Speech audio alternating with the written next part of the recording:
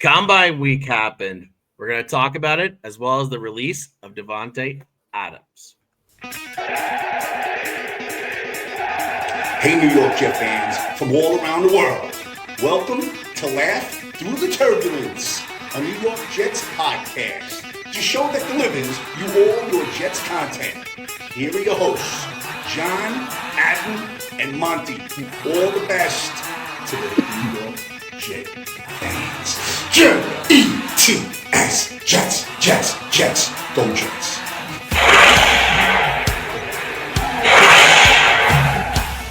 What's up, guys? What up? Announce on mute, of course, to start the show. That's just great. How's it going? Yeah. So, I mean, It was kind of an interesting week. I mean, it was Combine week. And hope you guys enjoyed that very, very long episode we just did about why the Jets are fucking terrible. Well, 1,000 people did, or 1,000-ish. So 1,000-ish. Yeah. Still growing, but yeah. Yeah. Well, they like the Kiger interview a lot. Yeah. They did. All right. That was a good one. Yeah. So I guess we're gonna get into it. Mighty right? Kiger. Yeah. Let's get into it. Right. So first, I want to start with, I guess, the QBs, right? And we're gonna start with the interviews that Ward and Sanders had because I thought they were both very different approaches to interviewing. And I don't know if you guys want to start off first or if you want me just to kind of lay down. No, you go ahead. Lay it down. All right. So basically the way it worked out, right? So Cam Ward was like super humble and all that. And he did really well in his interviews. And he was asked about the Jets and he was talking about being a part of the Jets and wanting to come here. And basically he was just a piece to help the Jets because in his eyes, the Jets were just a couple pieces away. Yep. Yep. Whereas Sanders was, well, I'd say a little bit more arrogant. Kind of like, he kind of talked him, I don't know, he didn't have that same humbling nature that Cam Ward had, which is interesting for two reasons. One, because like in these combines, you're kind of supposed to bow down to these owners and these scouts and all that. But at the same time, having that kind of, arrogance about yourself, I think is a good thing too. It means that you have some dog in you, right? Mm-hmm. And I don't know. It's just very interesting. What did you guys think of both of these quarterbacks in terms of just what they said in these interviews? Cam has, pretty much across the board on most analysts' stock risen to the number one pretty much pick, and I think that's true. I think he has the physical tools. I think he's now displaying the mental, acumen to be a successful quarterback in this league. He does believe he's the best in his class, and I believe he's the best too. He's got good work ethic, mindset. I like it. With Sanders, I mean, you have to understand the pedigree. He's coming from, one of the cockiest players of all time. Most best shit talkers is his father. So, the apple is definitely somewhat not going to fall far from the tree in his case. And yes, he may not be as physically gifted, but I think his field processing ability is there. I think he has what it takes to be an NFL starting QB. He, from what I understand, I think he did some tutelage under Tom Brady. I think he learned from under Tom Brady, and I think that's showing in his ability to process the field. He may not be the most physically gifted guy on the field, but we've seen other quarterbacks in the past who don't necessarily have all the physical tools still come through and make it. I think he'll be good. I think people don't like him because of the quote unquote circus he might bring with his dad and the fact of who he is and the last name Sanders and everything that comes with it. But what else comes with the last name Sanders? Those Sanders genetics, and them boys can play football. And I think Sanders has proven that he can play. But his interview, it was cocky. I'm not excusing it. He did slide to becoming a plus 1,500 long shot to be the number one overall. So obviously Vegas realizes that teams are going to be turned off a little bit by that at least. But it doesn't really change my opinion. I I'm okay. I would be actually okay if we ended up taking Sanders, but that's not my ideal at all. And if we have to pick a quarterback in the first, I want Cam Ward. None. Yeah, I think, the approaches were definitely different. I think the actual words that come out of their mouths, I really don't care either way because it's all combine speak, it's draft speak, the Jets being a couple of pieces away. I think everybody on earth knows that's a fallacy. I think Cam Ward is just saying what he needs to say, right? I think in terms of the two quarterbacks, I just to talk about them for a second, right? Let's keep in mind that last year, Cam Ward and Shedeur Sanders were both draft eligible. Cam Ward went as far as entering the draft before withdrawing and transferring to Miami. Why did that happen? Because both of them would have been the 7th or 8th best quarterbacks in last year's draft, right? So I take a piece from, or something that Monty says sometimes, right? I don't want leftovers, right? I don't want the spillover. These quarterbacks are the leftovers from last year's draft. These quarterbacks are 1 and 2 only by default, not because they're exceptional prospects, right? And so I really think that if you're drafting Cam Ward, if you're drafting Shedeur Sanders, I think Cam Ward is a guy that if he sits for a year, has a chance.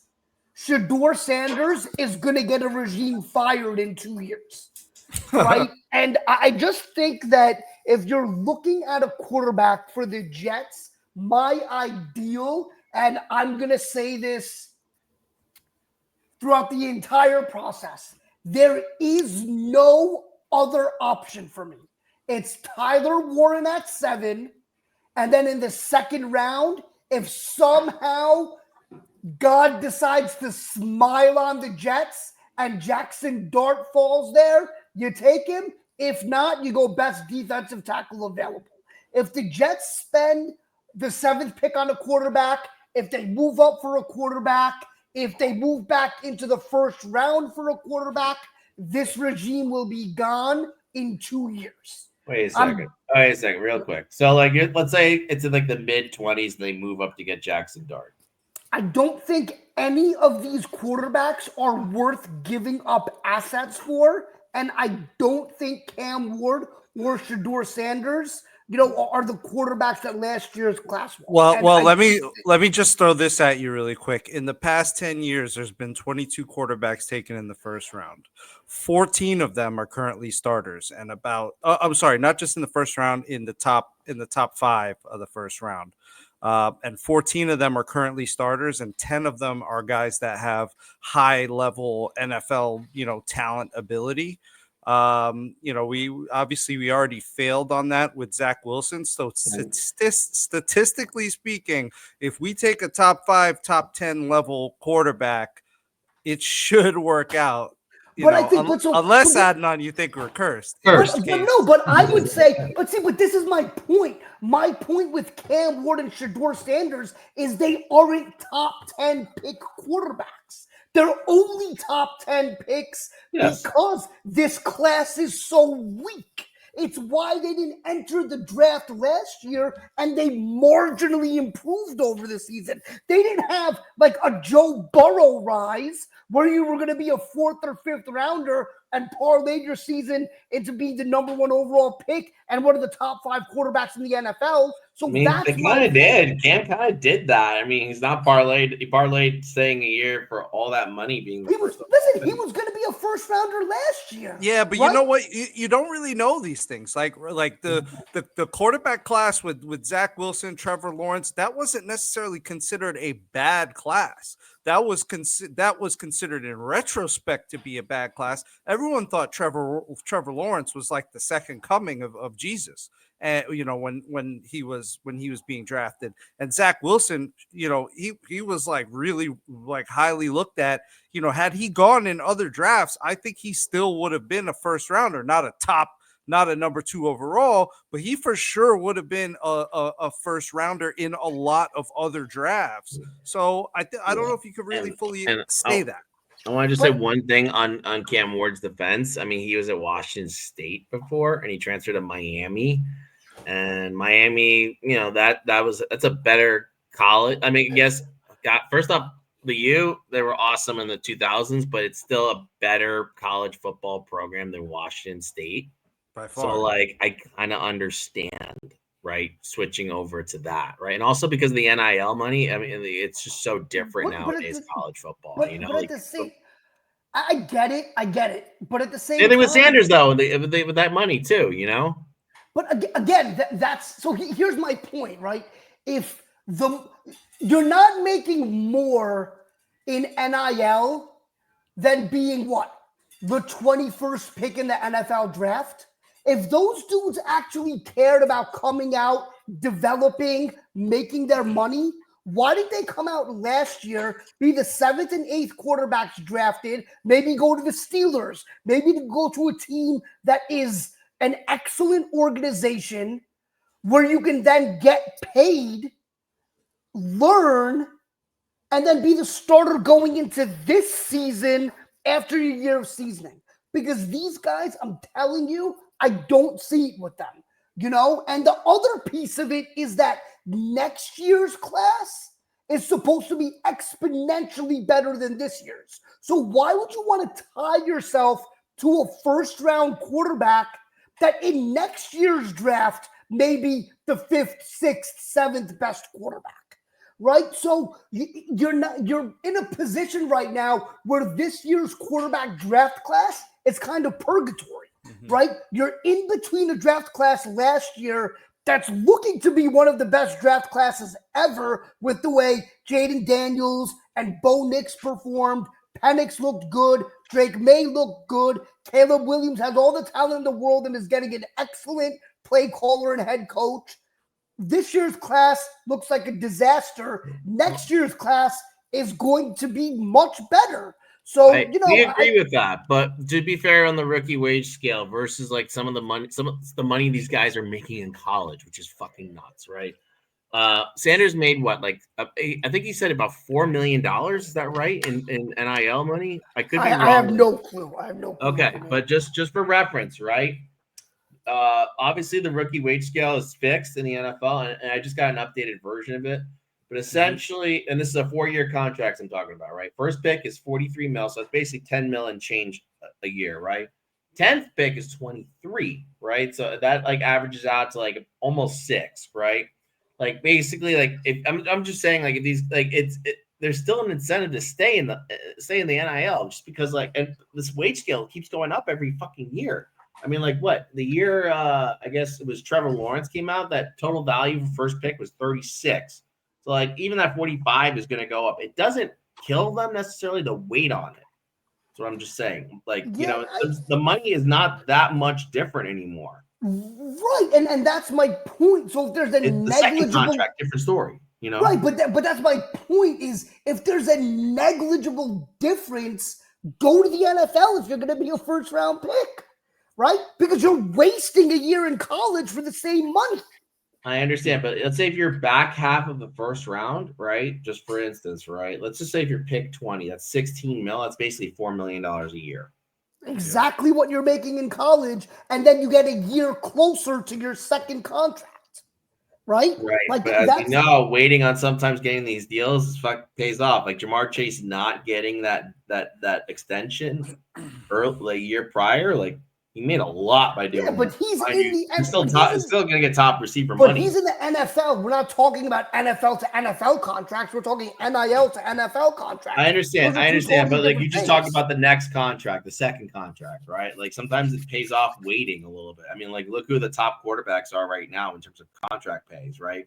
No, it's I get it. I just think there's Trevor, there's Jared Goff, I just think if you're ready to play in the NFL as a quarterback, you go to the NFL, I just think that those guys coming back to me, it's a leftover thing. It's I wasn't good enough to compete with those guys, so I'll go in the year where, there aren't any quarterbacks. And also think about this class this year, just hypothetically, if Ward and Sanders weren't in this class, like Jackson Dart is the best quarterback in the draft. Like, it's insanity how bad this class is at the top for a quarterback. So, I don't see with the quarterbacks. But you said you would take Jackson Dart in the second, right? Or back in the first, right? You wouldn't take him back in the first, though? I'm not trading assets for him. I'm not. What if it's like a second and like a third for a first? So that's where so by the way, the Jets apparently officially did call the Titans about that pick officially. I don't know if we're going to speak about that now or later. Yes. But they they did bring that up to them, so they are at least contemplating it. But I just that's where I start to fall off the wagon. I don't agree necessarily with Adnan's point with respect to, it's a bad quarterback class, yada, yada, yada. I think you can't really assume to know those things. We need a quarterback like right now, and we got to do what we got to do, because if it's not a quarterback that we take in this draft, then it's some combination of Fields, who we know what he is, Tyrod, who we know what he is, hoping and praying for Jordan Travis, which that's not looking that good. So we kind of need to keep swinging at it. And and listen, if we suck this year, guess what? Then we take another swing next year at quarterback. You do it over. That's what the Jets have not done. You just do it until you get it right. And I'll be okay with that. But where I do agree is I'm not a fan of giving up assets in this draft, because we have a lot of holes to fill. Okay. That's the main issue right now with trading. What's the biggest one? The biggest one is quarterback, but we have so many other holes to fill that I don't know if we should be entertaining giving up assets when we could theoretically trade back and then trade up in the second, get someone like Dart, get someone who's a strong a strong positional need, because we have, what do we have? We need QB, we need wide receiver. You need a whole wide receiver room outside of Gavin. Yeah, you need a whole wide receiver room. You need tight end room. We need right tackle. We need a rotational defensive tackle, rotational defensive end, a second corner. There's so much shit that we need. Safeties. This is true, but remember this, and we'll talk about the recent cuts that we made, though. But it does free up some cap space, and now the Jets are sitting, I think, $53 million in cap space. Yeah, I think it was 50. Yeah. And they also have the ability, if they cut Clemens and Zerline, it opens up more. I think they're top 10 right now in cap space in the NFL. So they are. They'll be able to fill some needs there. But again, man, if you tell me next year they're trading picks, do it. Because those quarterbacks are going to be much better. I just can't justify it for any quarterback in this class. Yeah, but you know what? The other argument to my first argument is that are the Jets capable? Are the Jets capable of being good, being a playoff team this year? Do they have too much to overcome? Do they have too many holes to fill? I mean, Aaron Glenn has made it clear that he wants to compete right now and wants to win right now. So he might not be thinking the way I'm thinking, but I'm also thinking, what are the Jets really like? Even if the Jets nail every move, what could we realistically be? I don't know. Not nail every move, but nail most of their moves. What could we realistically be? We're not going to be beating, teams like Buffalo and the Chiefs and and the Commanders and all these other guys. We're not on that level, even if we do good in the offseason. Well, Commanders went from two to Final Four. Yeah, that's a good point, though. Well, they spent a shitload of money in the offseason. And what did they do in the draft? They found a quarterback. Right, but they were in a position to not trade assets to do it, right? They had the second pick. Right. That is true, too. That's the big piece. But the other thing for me is, if you're going to draft a quarterback, can we legitimately say that right now the Jets are in a position to support a rookie quarterback? Is the infrastructure there? Is the talent there, right? Is that there right now? I don't know if it is. right? I think what this team really needs is one more offseason. Take this offseason, solidify your offense, bring in some quality free agents, maybe not big name guys, but bring in guys that are solid football players. Get your quarterback next year.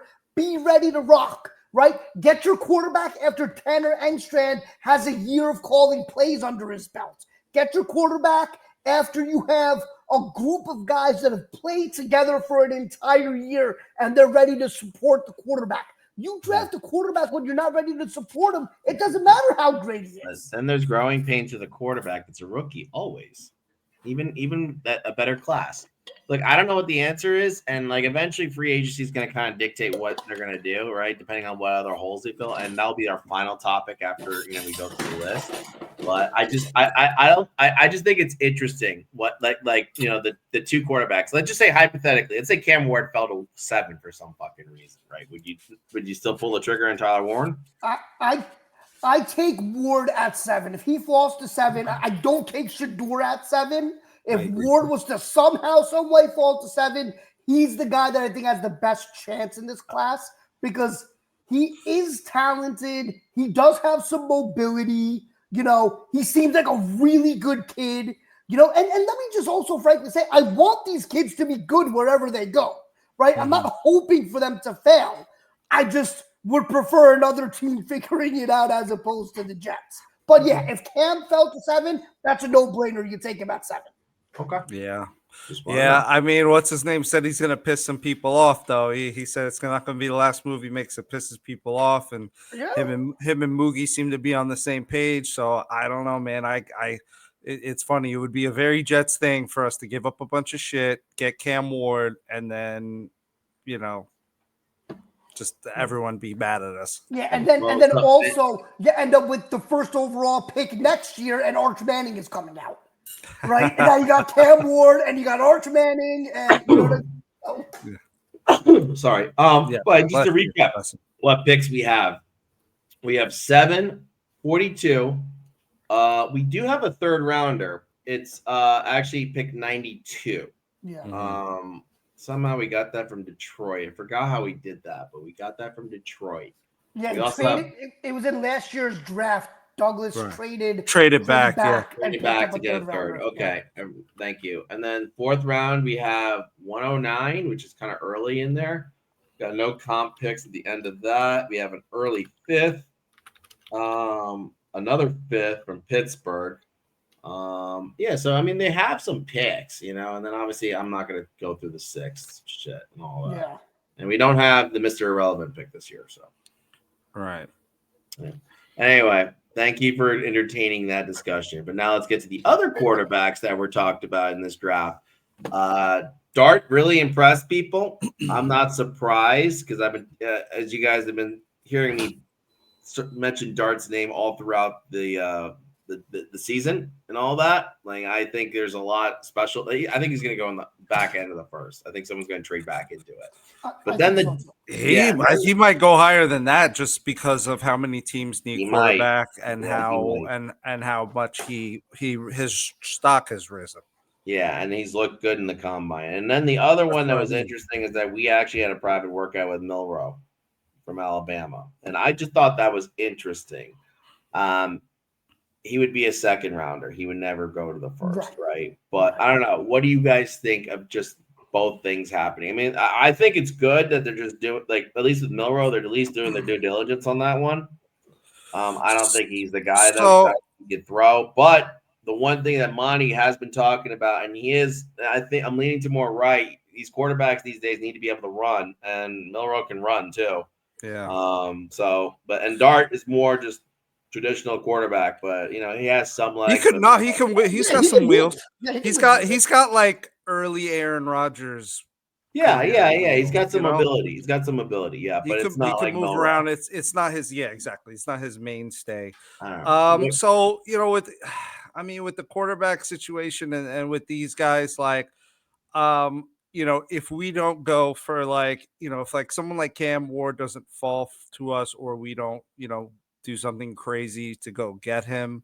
Like I said earlier, I would be okay with like trading up in the second somehow and and snagging Jackson Dart, because I think a really interesting combination would be like you have Tyrod, you have Dart, and then maybe I don't know if you bring Fields into that equation or not, but you just basically let the best man win. Let these guys fucking compete. Just like Aaron Glenn said, he wants it to be a competition at every position, not just quarterback. But like, maybe sometimes competition might just bring out the best in the available talent, and then we might see something come out of that, you know what I mean? Whereas like a lot of these times and in recent and in most of the times in Jets history, it's like we just anoint this one kid or one guy or whatever, they're the quarterback, there's no contention to that, there's no upset to that, there's no shock, there's no situation like like where Drake May's not starting to start the year, or there's nothing ever like that on the Jets. It's like we have one guy and that's who we stick with, ride or die for better or worse, and it usually is for the worse. Yeah, a lot of pressure on the rookie quarterback always. Yeah, absolutely. Well, I think looking at these two guys specifically, Dart and Milroe, Dart has risen up draft boards very fast. I always find that to be kind of a little bit of a red flag when you kind of come out of nowhere. I know we've heard Jackson Dart's name if you watch college football a little bit here and there, but somebody that rises this fast, and hasn't like won a national championship or a conference championship or anything like that, it's a little bit of a red flag. But I think, out of these three quarterbacks, well, I guess we'll include Milroe. So the two that are going to go in first, Dart and Milroe. It's interesting because I've been listening to the Todd McShay podcast a lot. I don't know if you guys have had a chance to listen to him, but he's been doing a lot of draft work, and that's kind of all he does, right? Really big draft guy. And one of the things that he says he's hearing and a lot of stuff that's going on, in the NFL right now is that people are having real conversations about whether Dart or Sanders is QB2 in this draft. Yep. Right? So it's a really interesting rise for him.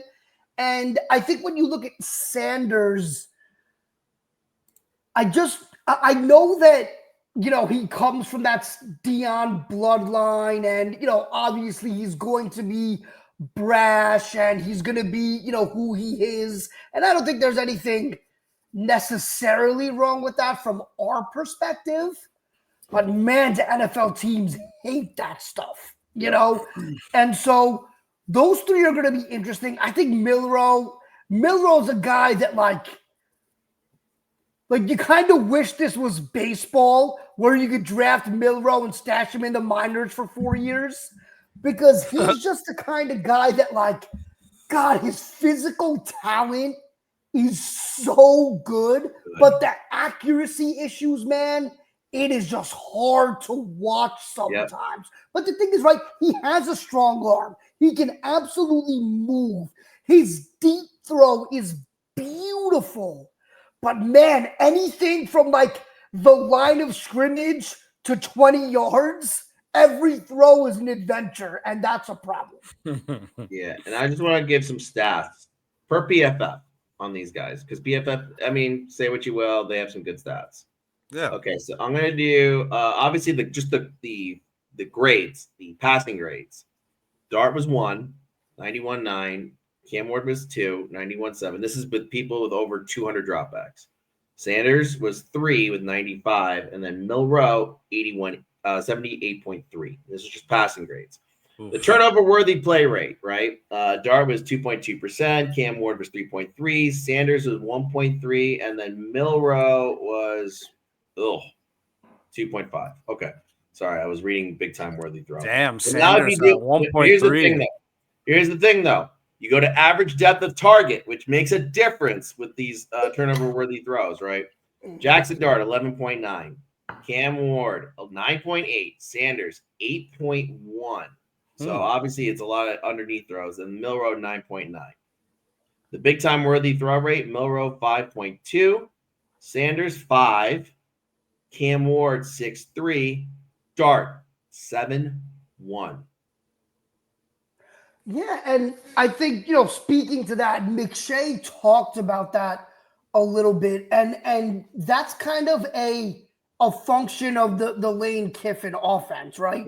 It's a lot of seam throws, it's a lot of timing throws, it's a lot of throws that are quick reads. And one of the things that McShay said about Dart that is kind of a little bit of his downfall is that Dart is excellent with his first and second read. But as soon as he has to move to his third read, his fourth read, his mechanics get wonky. He kind of falls off a little bit. And that's what leads to his turnovers. So, is that something that can be coached out of him? That's kind of the question. But, I think with those numbers, you see that Dart does have talent.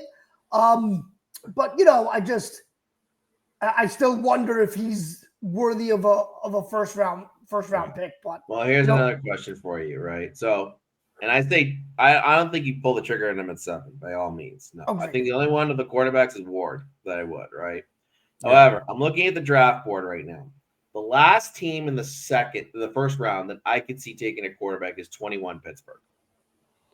Right? That's about it, right? And then before that, you could argue Seattle at 18. Other than that, really not much. Maybe New Orleans at 9.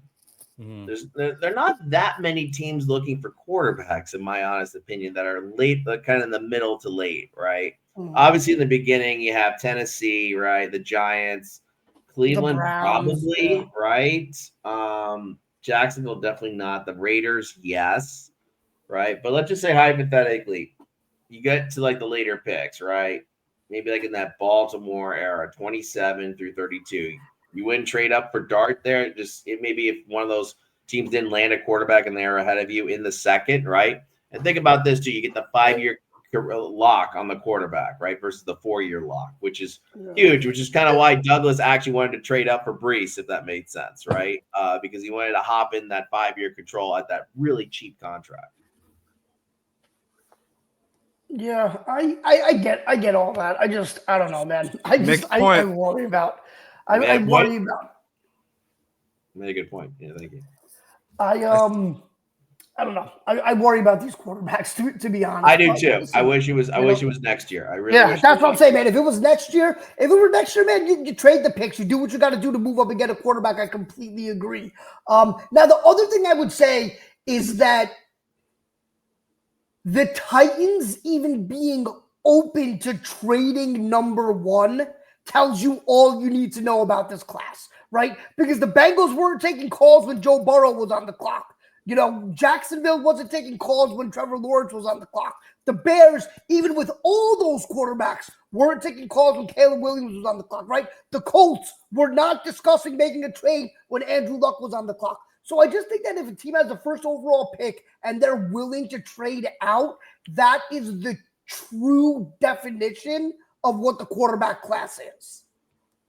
I think it just depends on the haul they get. I mean, yeah, and here's the other thing. You never know. Like I said, it's 50-50 with these guys. Everything with this draft class is still like, I mean, we think we know, but we don't fucking know.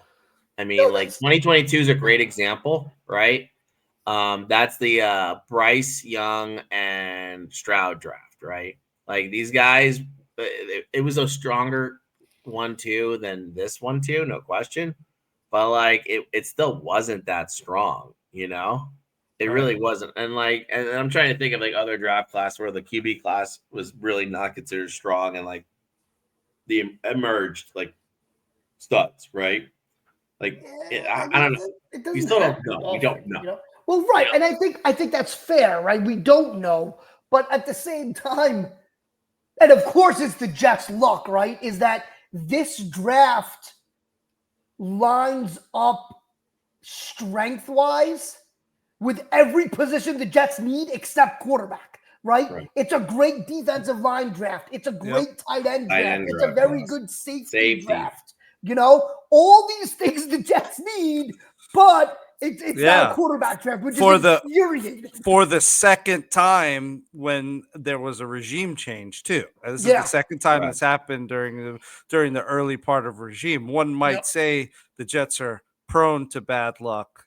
Dare I say, cursed.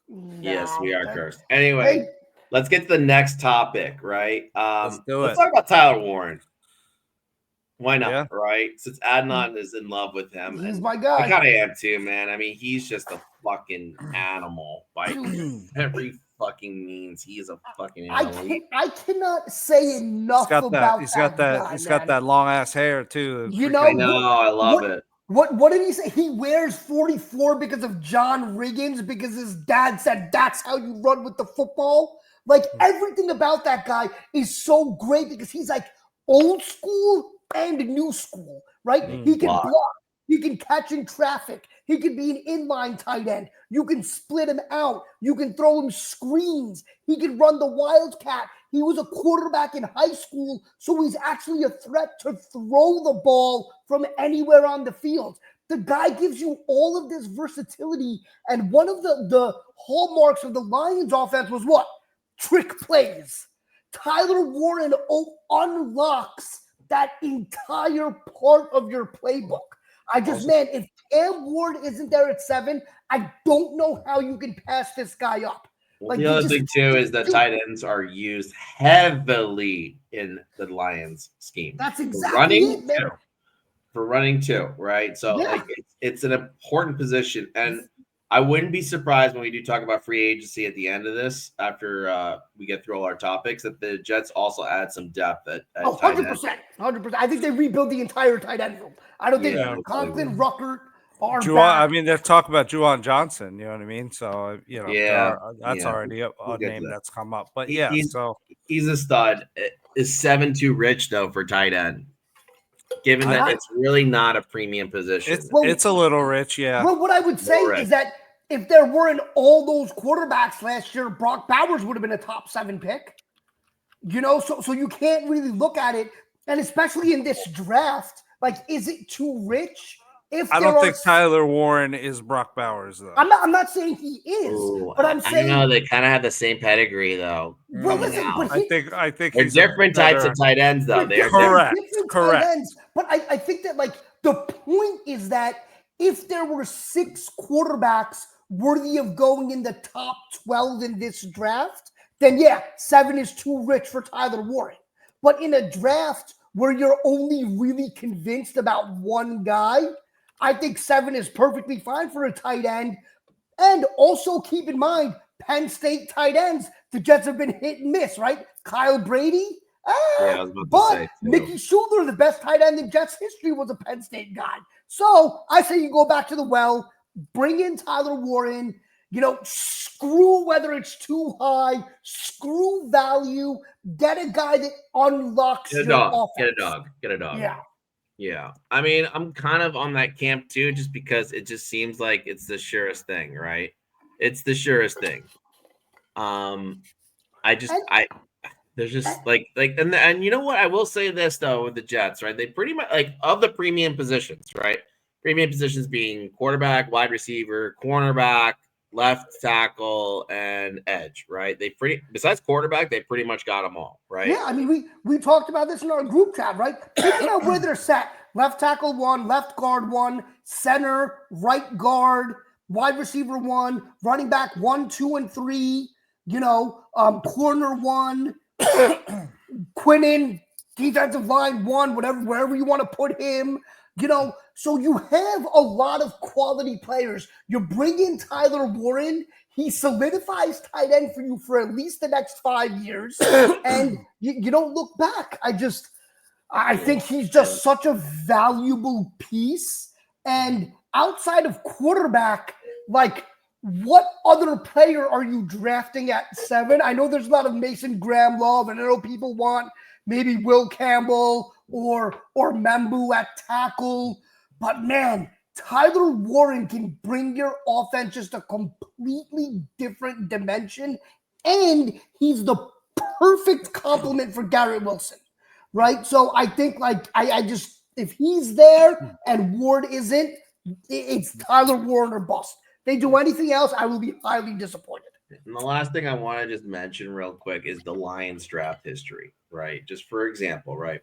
Obviously, when Campbell and company got there, they were in full rebuild mode. So they obviously spent their first pick on Penei Sewell, and then the second pick was on a D lineman who didn't really pan out. But they pretty much picked. They went after all the premium stuff. Another D tackle, a DB, and that's in 2021. The next year, Aiden Hutchinson was there. You had to fucking land that, right? No question, right? Jameson Williams, and then more trenches guys. 2023, and this is kind of where I think the Jets are more relatable, right? Because the Lions kind of had everything ready to go going into 2023, and they drafted Gibbs, Campbell, running back, linebacker, second round pick, tight end, in Laporta. Yep. And those are not premium positions, but they were dogs, right? And that's kind of maybe that's the way they're going to go. They're just going to get studs, as many studs as fucking possible, regardless of positional value. And I think that's what Glenn kind of said. We want football players, right? We want football players who are going to be winning football players. And I think that a little bit transcends that. Yes, tight end at 7 but even in this class, like if you look at that 7th pick, whoever's available, good too, man. Yeah, I just don't think you can invest that much in corner. To be honest, like I just I'm talking about the tight end for Michigan. Oh, Colston Loveland, yeah, but but he's like I don't know. I like the trick play ability with Ward. I think he just brings a little bit more to the table. And Loveland has a little bit of an injury history. He does. So I don't want to draft someone with an injury history later on. Tyler Ward is as clean as they get, man. He is. All right, next topic. So this was kind of more news that basically came out of nowhere, and it was kind of about Jordan Travis, and I thought it was really interesting that basically the Jets try to rush him back. And that's kind of how he got re-aggravated on the injury that he had sustained back in college. And that's kind of the thing that's putting him, I guess, a little bit in jeopardy to be available in 2025. In addition, he did take the Jets off his bio on Instagram, which I thought was also very interesting too. And he has no ties to his regime whatsoever. I understand why the Jets tried to rush him back because they wanted to see what they had in him to go into this draft class knowing a little bit more. But then it just sucks because we all knew that he was a second rounder last year, right? Had he not gotten hurt, right? Early second, right? Listen, he could have played his way into the first round. Let's just say this real quick. And let's say if he was in this draft class, let's say he stayed back a year and performed at the same level he did in Florida State, he'd be a first rounder this year, I think. He'd be like a Milroe. Yeah, no I think he'd be way, a little ahead of a Mill. Travis can throw the ball, man. He would have been. I mean a physically talented QB. Right, okay. That's fair. Yeah, that's fair. Just better arm. Yeah, better. No, I agree. Very physically talented. God, I wish his ankle didn't get imploded, but you know what? That's why we were even able to consider getting him, or else he would have already been playing on some other team. So, I look, it's a sad thing. You hate to see wasted talent. You hate to see a wasted draft pick. But luckily, we didn't spend that high of a draft pick. But at the same time, it was high enough. It was high enough. Fifth rounder. Yeah. It was high enough. It's not like it was the 7th, like Brock Purdy. Yeah. Like, you know what I mean? Like in a league where Brock Purdy at Mr. Irrelevant is a starting QB, it really pisses me off that we burned a 5th and then we got literally less than nothing because he held a roster spot and hung out with us for a year. Not a 53-man roster spot. Not a 53-man, but we kept him essentially around. You know what I mean? He was still there. And, drawing attention, whatever the case may be, I just don't, I don't like it. Drew attention last year to the Jets roster and the results of last year? No, I just don't like, people talked about him a lot. He was a highly talked about, like what the future was going to be with him. What are we going to do? This, that. I just don't, I don't like how it turned out. I'm not, really happy. I think it's just another L for the Douglas and Saleh era regime. Yeah, but it's over. And it's sad that it didn't work out because he's probably going to end up, having some massive recoveries, some other team, knowing our luck. But yeah, I don't know. I mean, let him go. Who cares? He's not going to do anything. Not as a Jet. Okay. Yeah, Anything there? Yeah, I think that's fair. I mean, I don't think, that was the ultimate dart throw, right? You were hoping that you catch lightning in a bottle and he turns into Brady or Purdy or somebody like that. It didn't work out. I do feel really bad for him, man. Talk about an injury just completely ruined the trajectory of your life. Right? Guy went from being a potential first, second round pick in the NFL draft to being a fifth round pick, sitting out a year, now being, in a contentious argument with the team that drafted you. It's just a bad situation for him. And he's a good kid and it sucks.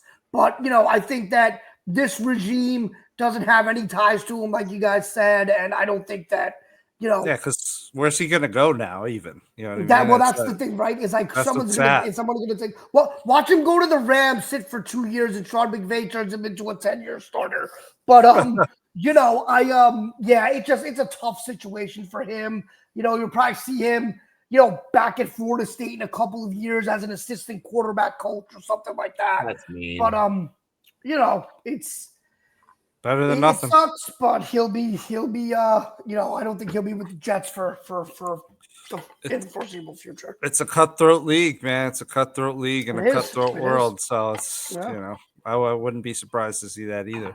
I agree. Okay, got to go to the next topic. Combine standouts. Wait, really quick, since you fuckers skipped me on the Tyler Warren thing, kind of. What if Ted McMillan? What if we get what if someone like that is available, a high-end wide receiver, someone like that's available for the Jets to take over, over Warren? Would you want us to fill that need that way? No, I think, so I think he will be available at 7, right? I don't think he's projected to go anywhere, before 7. I think the thing 9. Yeah, he's projected to go 9. Okay, that's fair. So I think 7, you go Tyler Warren because 1, I think tight end is harder to fill. And I think 2nd, man, tight end has been a black hole for the Jets for their entire existence. So if you can fill tight end, and one of the things that I want to really have this team do is be able to have positions where you just set it and forget it for 5 years, right? Left tackle with Olu, wide receiver 1 with Garrett, all of these different guys. Quinton, you haven't thought about his position since he was drafted, right? Sauce, you would think about quarterback 1 since he's been drafted. You draft Warren, you're not thinking about tight end, 1 for years. Also, I think the Jets got really lucky in Garrett. Wide receivers tend to be volatile. And I think tight end is a very high bust rate. No, I mean personality. Oh, okay.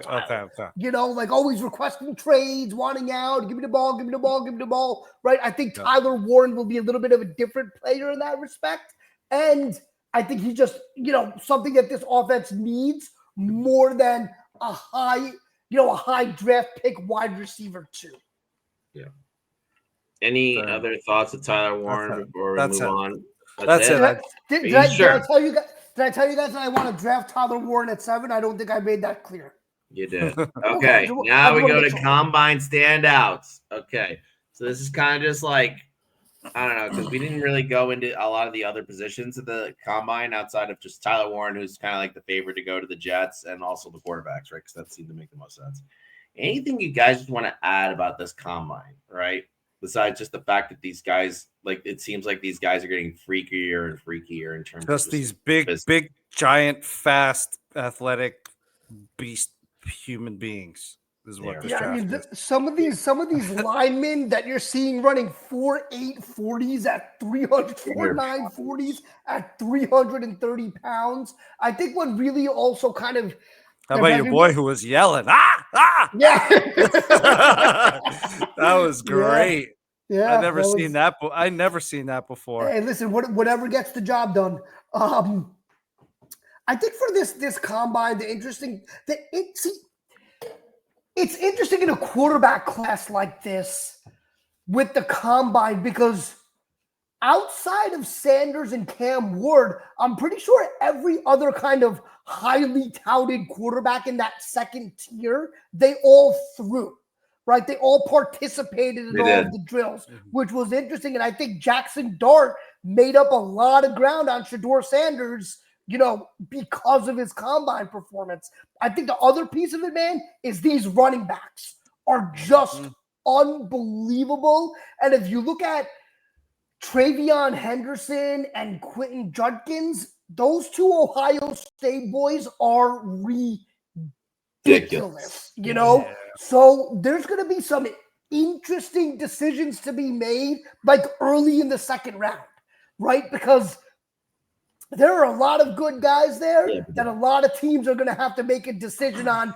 Do you go luxury at running back and try to turn it to the Lions?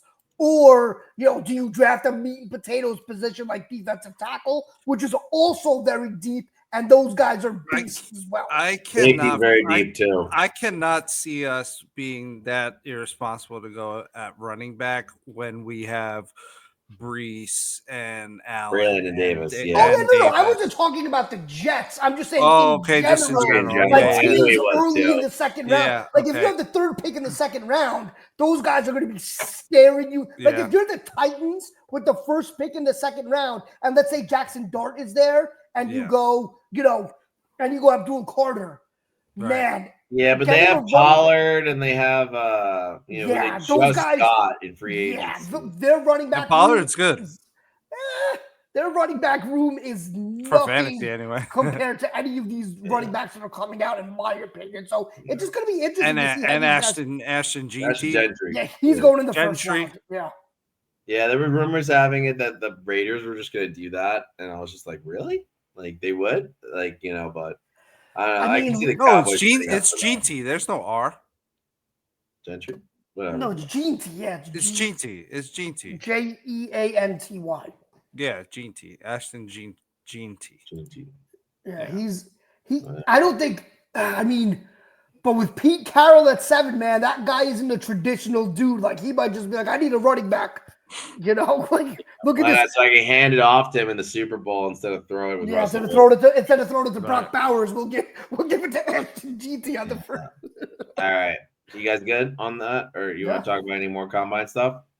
There were some other good ones. I wanted to kind of look at it from a positional, based on our positional needs, because we have positional needs, like who would be realistic for us, like I think like Membo at right tackle. Yeah. He big 332-pound guy, 40-yard dash at 4.91. That's insane. How about that Ohio State D tackle that was just like running the cone drill like it was nothing? He's like 315 pounds. It's fucking absurd. Yeah, it's gonna be a second. Like, it's stupid, and obviously James Pierce was just like, whoa. Oh my god, I know. And then Derek Harmon. Yeah, Derek Harmon from what was it? Oregon. Yeah, and then there's also what's his name? Shamar Stewart, the Texas A&M defensive tackle / end. Man, defensive tackle is so deep in this draft. If the Jets can go Warren and best defensive tackle available in the second round, because I don't think Cam Ward is getting to 7, and I don't think Dart is getting to their pick in the second. That's a strong place to start. And then in free agency, focus on, some rotational defensive tackles that are better than what they've had, and then go get the guy to pair with Q in the second round. And I think you're cooking with gas. So, and then you just punt on quarterbacking and roll with Tyrod Taylor, I guess, huh? I think, well, like you said, it depends on free agency. Look, if they, if you go Fields and Tyrod. Well, I think almost regardless, our starting quarterback to start the year will be Tyrod Taylor. Yeah, Because he's just a veteran guy that people like. The locker room seems to be behind him. He's good. He's good enough. He's probably like, if he starts on the Jets, he'll probably be like the 25th, 28th best starting quarterback in the league. So he's not going to win you games on his talent, but he's top 20. Like with some weeks top 20 upside, sure. But I'm talking about at the end of the year, he could be top 20.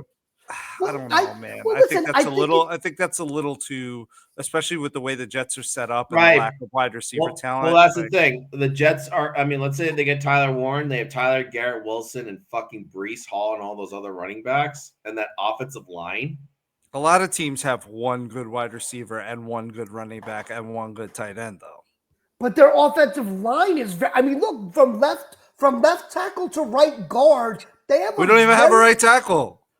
We have no idea who that's going to be. Yeah, but they're not going to play without a right tackle, right? I know, but who's that going to be? The Jets' history at O-line is not good. If you're going into the season with 4/5 of your offensive line set with quality starters, you're in a really good position.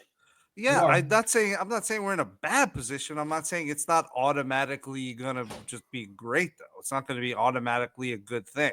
That's what I'm saying.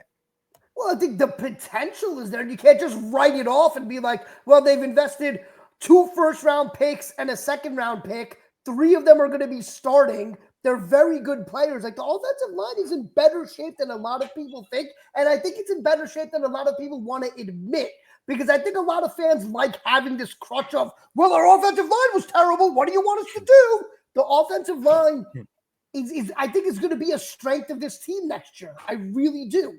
And you have that. You couple it with Tyrod. One thing Tyrod does not do is turn the football over. I was just going to say, he's not going to lose you games. Exactly. You're not going to win necessarily games off of his ability, but he just won't lose you the games. And that's my concern, is that the Jets need to really stack up on some playmakers in terms of ball catchers. So if we do that, then we'll be all right. If we don't do that, then I mean, listen, I think the calculus also changes is if they land Justin Fields, right? Because I'm telling you right now, we see everything that Justin Fields has done, in the regular season and real live games. We see it. But I'm telling you, man, when they see him in practice and what he's capable of, like the way he looks, the speed, the arm strength, the mobility, they're going to look at that and they may say, I don't know how we can start Tyrod over this guy. I was a Fields truther back when we were getting Zach Wilson. From day one, I said I wanted Fields over Zach Wilson. But he's going to his 3rd team now by now. I think we would have been a better team then if we had Fields. Probably with his Fields' ability, because his ability was his ability and what he was doing was a better complement to what the Jets were lacking, which was O-line and wide receiver playmakers. His rushing ability plus our defense would have kept us in games and had us scoring more. You can always bring Zach back. He's a free agent. I sent the thing to our group chat. Him and Elijah Moore are free agents. Bring them both back. Can you find Denzel Mims? Listen. Becton's going to be a free agent. Bring him back to play right tackle. He's better suited for guard. He really is. He is a guard. The knees are just not. So listen, then fine. Play him at right guard. Kick AVT out to right tackle. There you go. No, we're not doing that again. No, we're not doing that again. So he can blow out his ACL 6 games in again. No, thank you. We are not doing that again. All right, so now let's go to the elephant in the room real quick, if that's okay, just because we are spending a lot of time on this. But basically, the reason why we're talking about pass catchers now is because Davante Adams is going to get released. Yep. See ya. But it sucks. I am super pissed about this one. I'm the fact that a guy of his talent, I get why we can't, but it's just still annoying that I know why we're getting rid of him, and I know why we can't get anything from him on the trade, but it just sucks to have a guy of that talent, because he's still a talent. He's still good. he's still with the right offensive, play calling and play design and a decent enough QB. Not even with decent QB, he could have a lower end QB. Doesn't matter. He's still Davante Adams. He's still able to do what Davante Adams does. And for us to have spent, to lay out what we laid out, I think it was a 3rd round pick, so that's gone.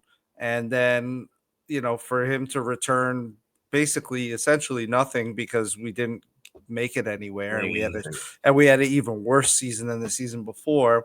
Now to see him walk without us being able to trade him for anything, without us being able to capitalize or have capitalized on his production in the past, see a player like that come here, wear the green and white, and just walk it's just it's like a Joe Douglas kicking the balls on the way out, or a Woody kicking the balls, depending on what you believe in terms of who really pulled the trigger there. I think Woody did, but whatever. It's the last of the bad taste from last year that you're just spitting out of your mouth and getting it out of the way.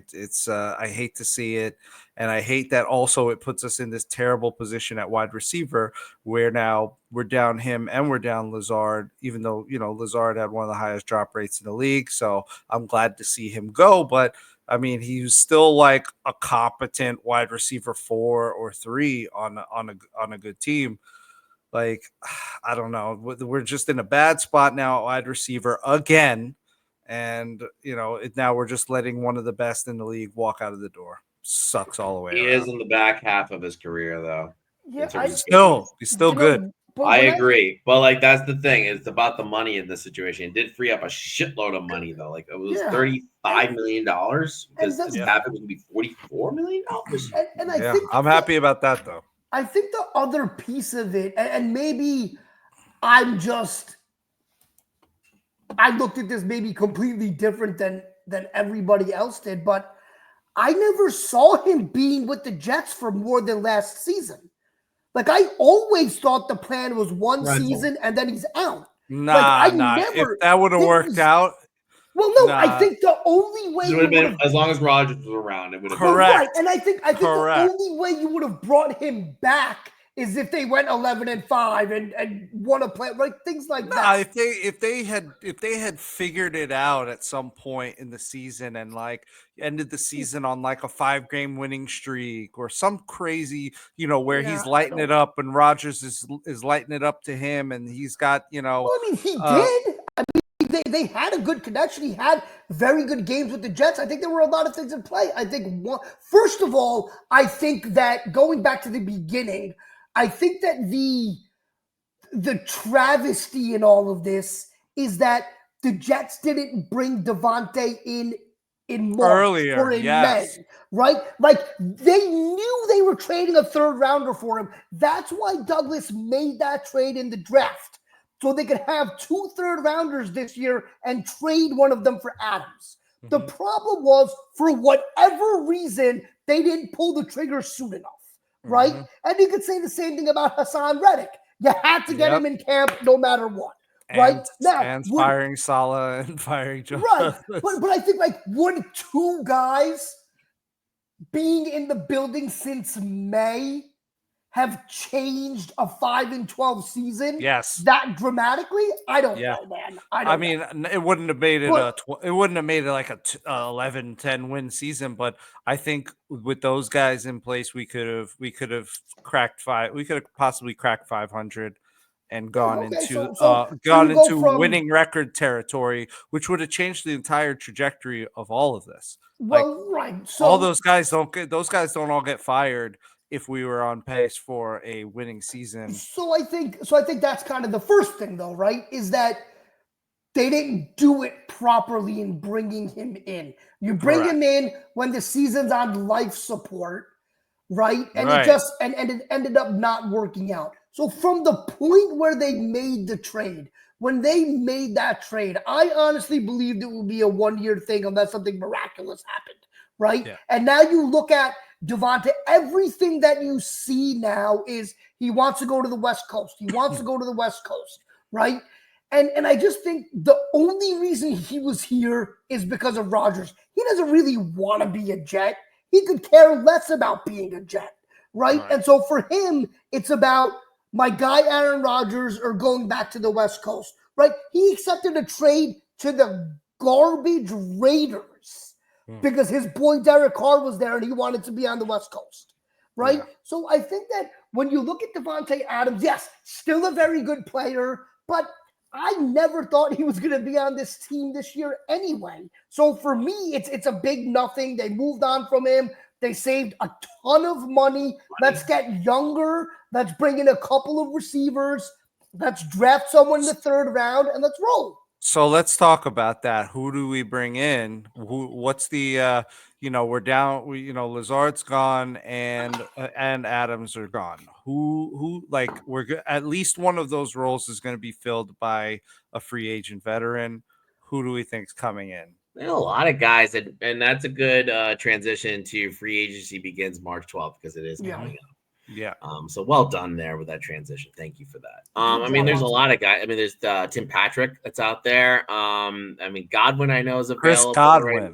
That's that's who I like. Yeah, but it depends on how much money you want to fucking spend on that, right? Because you only have $53 million to work with. And obviously you could do some things like extend AVT because he's on the 5th-year option now, which brings down his cap hit. There's a lot of different things you could do to move the money to free it up a little bit more.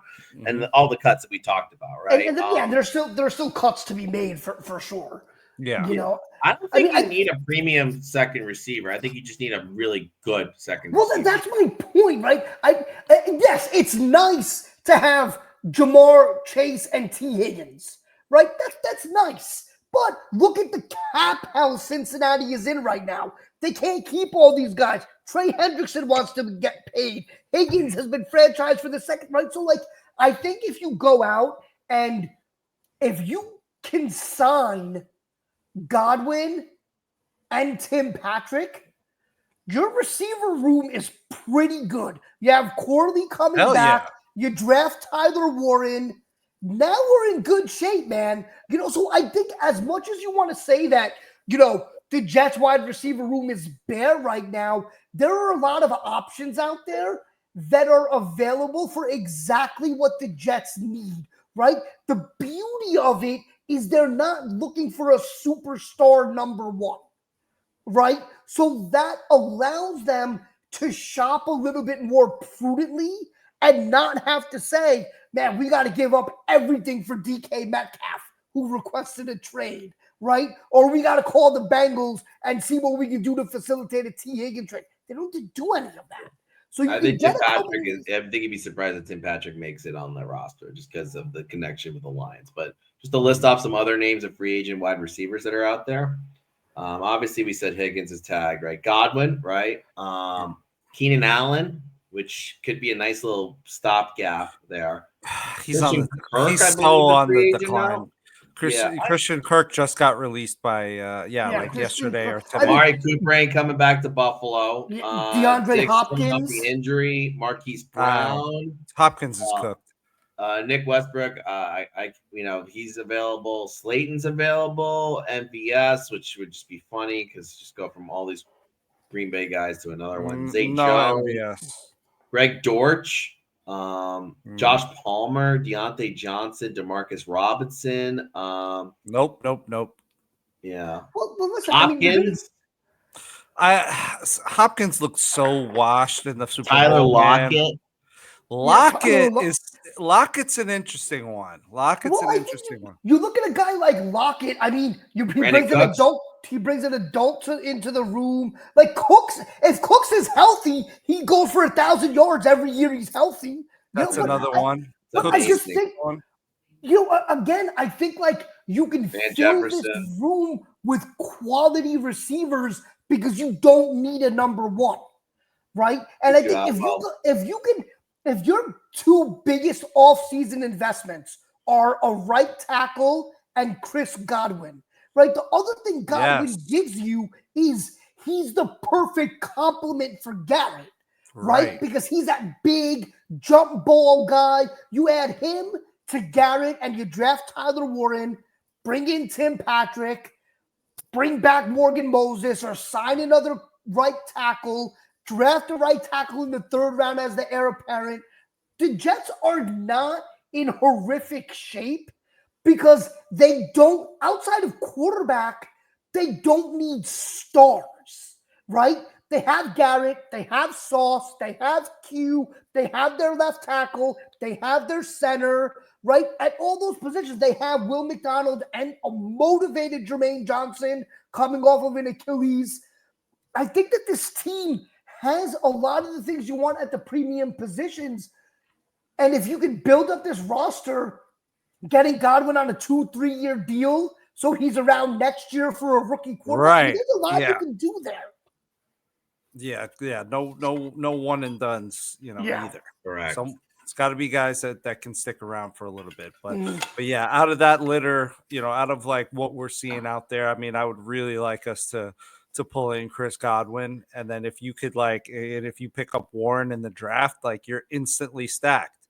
Because Godwin, Garrett, and Warren, if you were able to make that happen in one off season, that's like that would be a brutal pass catching. It would be. It would be and also, I mean, you got to think about it. Godwin's only 29, man. That's a guy injuries though. Has injuries, but still, I mean, you're in a position now to where you take the chance on an injury guy like Godwin. I think it's worth it. And with the injury history, you can get him at a discount. If he was coming off of last season healthy, he's wide receiver. He's a wide receiver 1, right? So it's interesting what you get him at you get him at a discount, and you get one of these other Josh Palmer, Van Jefferson types to be your third guy. Yeah, look, I'm telling you, Tim Patrick drafted Warren. Tim Patrick is and I think the other thing that the Jets need, you need quality guys, and I want 100 leaders on this team, right? Tim Patrick's a leader, right? You got to have guys in this team because the best teams, right? And to go back to those Patriot dynasty teams, whenever I hear interviews with Julian Edelman and Mike Vrabel and all these guys, the one thing that great teams always say is the team polices itself, right? It's the coaches can do so much, but you need a ton of leaders. And I think that there was a leadership void from players over the past few years, right? So if you can get guys in here that are leaders, that's a really important thing. So they have a lot of flexibility, I think, especially with the cap space that we didn't, initially they didn't have. Yeah. I will say this one thing, though, about the way the Lions offense was kind of formed, right? They had elite tight end. We'll call Laporte elite, right? They had elite at wide receiver, St. Brown. They had running backs, and one of them being very elite, right? But the other thing with Jamison Williams, he stretched the field. I think if you're going to add a receiver, you kind of need one that can really stretch the field deep, if that makes sense. And I think that's why you look at the third round of the draft, or listen, even the second round, man, if there's a field stretching wide receiver that you see in the second round, depending on what you do in free agency, go pull the trigger. But I think that the key to the Jets is, again, that this isn't a roster, in my opinion, where you have to beg and plead, right? Where it's like, oh my God, please, we have to get outside of quarterback. This roster is pretty set up, outside of quarterback. So you can really build this thing nicely, again, to support. The cupboard's not bare like it was when we got Darnold, because that's that was the downfall of Darnold, in my opinion. Is back in that day, what running back or tight end or pass catcher on that Darnold team would have been a starter on this current team? None of them. I mean, Le'Veon Bell. He wouldn't start on this team. Not on this team. Not that version of Le'Veon Bell. Not that version, exactly. Not that version. He had poor Darnold throwing to Robbie Anderson as his number one an undrafted free agent. What are we doing? That was so bad. You know, So and then bad. Jesus Christ. Oh God, kill me. He was great to see, though. Occasionally, he was great. But I anyway, mean, he I had that think one big catch against Dallas, right? Was that he was had a that the couple one? big The catches like 90 that. He was yarder? good for stretching the field, though. But yeah, final thoughts. Yep, I was ready to cue that up. Go ahead, Adnan. Yeah, I mean, listen, free agency starts next week. We're getting right into the heart of the off season. This is, an exciting time. I know that we're, going to be cautiously optimistic with all of the moves that the Jets made, but let's see what other moves they make to free up cap space. If Clemens is on this roster this time next month, I'm going to be very disappointed. But I think that I like what I've seen so far. They've made the tough moves. Moving on from Rodgers was very tough. Cutting Davante, even though the money made sense, you have half the fan base is up in arms. They don't want to lose Davante. They didn't want to lose Rodgers. So, they're making tough decisions that I don't think the previous regime would have made. At the combine, Aaron Glenn said he did speak to Quinnen Williams about, the thumbs down he gave the post when announcing Aaron Rodgers wouldn't be back next year. Like that's something Saleh would have never done. So, I think Glenn is leading from the front. I think, like we mentioned, Glenn was very upfront about, I'm going to make decisions that aren't going to make people happy. And I think that's kind of how the best leaders operate, is that if you're trying to make people happy, you're never going to be successful. And I think that was a big downfall for Robert Saleh, is he wanted to be everybody's friend. He wanted to make everybody happy, and he just lost control of the ship. So I like what I'm hearing. Now we get into kind of the Darren Moogie portion of the offseason. Now we get to see what he's capable of, what he can do in free agency, if he can make any trades and all of that. So interesting times. We're going to have a lot of good content coming up. Hopefully in a couple of weeks, we'll get into our first mock draft, which will be fun. And we'll do the draft without getting it shut down. I know how to do it. Very good. Very good. Know how to do this thing. Awesome. So yeah, I think, head up. I know that there are Jet fans that are, praying for the downfall of this regime because they didn't bring back Rodgers and they didn't bring back Adams, and are hoping for a 3-14 season and a win this season. I would say to those fans, let's try and give these guys an opportunity, see what they can do. And I think we can save any harsh criticism for the day after the draft. Sure. Go ahead, Monty. Yeah, man. So, we're getting into the, it's into the off season where the Jets are undefeated. Never lost. We never lose the off season. We always win the off season every year. But so, I mean, I think we'll do it again. I think we'll bring in some talent. I think we have, the right, I think we're starting to put the right moves together, the right mindset. I think we have the right things lined up for us to be able to be successful. It's just now up to the Jets to execute on that. Let's execute on filling our wide receiver room sooner rather than later. Let's execute on fixing tight end. Let's execute on, filling all those other positions that I mentioned with the large, huge, a special focus on quarterback. Please, for God's sakes, let's get that right for once. Whether it's through, bringing in Fields and bringing in, another QB and, having Tyrod and having them all battle it out, battle royale style, whatever we do, please, God, let's just nail quarterback for once.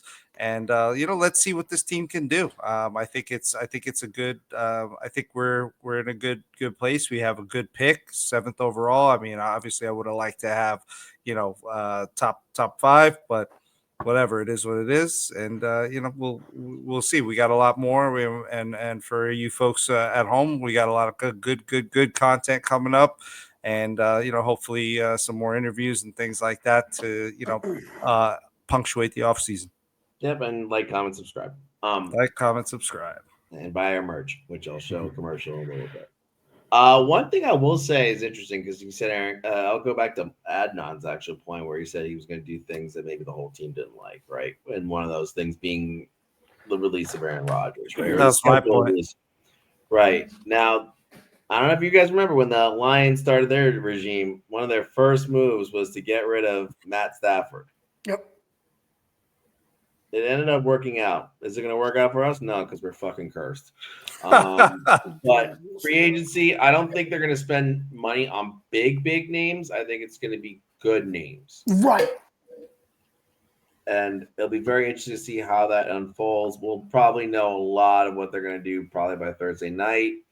Maybe we'll do some of it live. We could do live Thursday, but we'll figure out something. But keep sticking with us. We're going to get you through this off season with some laughs and some bullshit and some actual news when it does happen. But also remember this, just buy our fucking swag. They're rooting for the New York Jets and wearing their merchandise, but still want to rock their green and white colors? Laugh Through the Turbulence, a New York Jets podcast, has all the merchandise you would need to solve that. Click in the bio to go straight to our merchandise store to buy the stuff that you don't need. We've got hats, sweaters, and t-shirts in all the sizes to fit your fat fucking ass in.